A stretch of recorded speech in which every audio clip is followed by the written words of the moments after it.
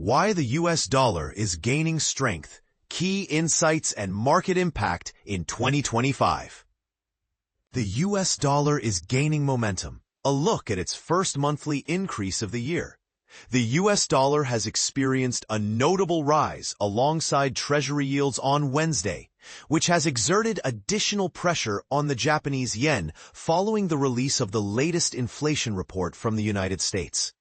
As we approach Thursday, the dollar is on the verge of achieving its first monthly gain of the year against major currencies. A trend supported by a reduction in trade tensions and the resilience of the U.S. economy. In a decision that was widely anticipated, the Bank of Japan opted to maintain short-term interest rates at 0.5% during a unanimous vote on Thursday. However, they did revise their inflation forecasts upward for the coming years, indicating a shift in their economic outlook. This decision followed the U.S. Federal Reserve's choice to keep interest rates steady on Wednesday, despite ongoing pressure from President Donald Trump to lower borrowing costs. Fed Chair Jerome Powell made it clear that there was no immediate intention to cut rates, which has implications for the dollar's strength. The dollar has gained ground against the yen, reaching its highest value since May 28th, and is on track for a remarkable 4.4% increase in July, marking the largest monthly rise since December 2024.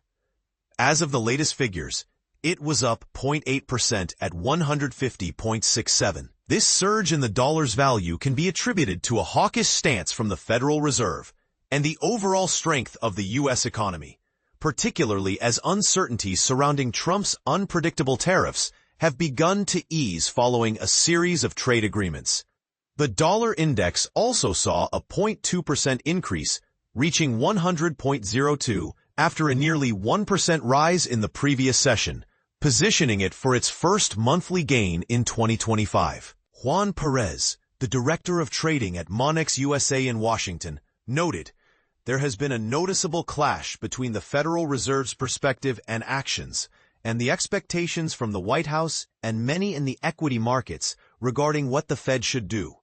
He further explained, "If we had maintained a hawkish tone and stance, it would make sense for the US dollar to rise, which it did. However, due to the ongoing friction between the Fed and the White House, the dollar is now facing some resistance."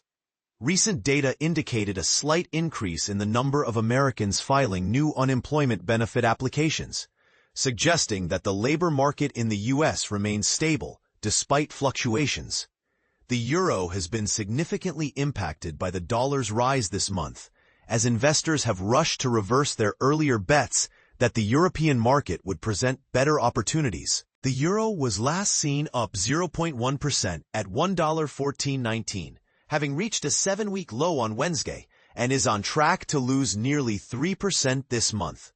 Jane Foley, a strategist at Rabobank, commented, "There was an excess of optimism regarding the euro's value, which has been corrected this week. There has been considerable discussion about how the EU has made concessions to the US in this trade deal, which has brought a dose of reality to the European perspective." The dollar did experience a slight decline of 0.32% against the Swiss franc, settling at 0.812 franc, but it is still projected to gain 2.36% for the month. The recent agreement by the European Union to impose 15% tariffs on U.S. exports has alleviated a significant amount of uncertainty in the market.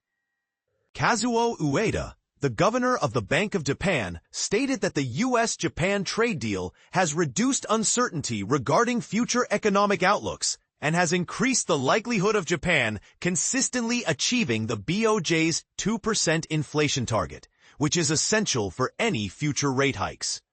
New trade agreements from the U.S. include one with South Korea, where Trump announced on Wednesday that a 15% tariff would be applied to U.S. imports, a reduction from the previously threatened 25%.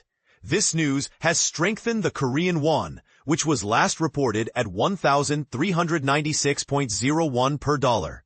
Additionally, Trump announced a hefty 50% tariff on most Brazilian goods and mentioned that negotiations with India are still ongoing. But here's where it gets controversial. Are these trade policies truly beneficial for the U.S. economy in the long run, or do they risk creating more instability? What are your thoughts on the current state of the dollar and its implications for global trade? Share your opinions in the comments.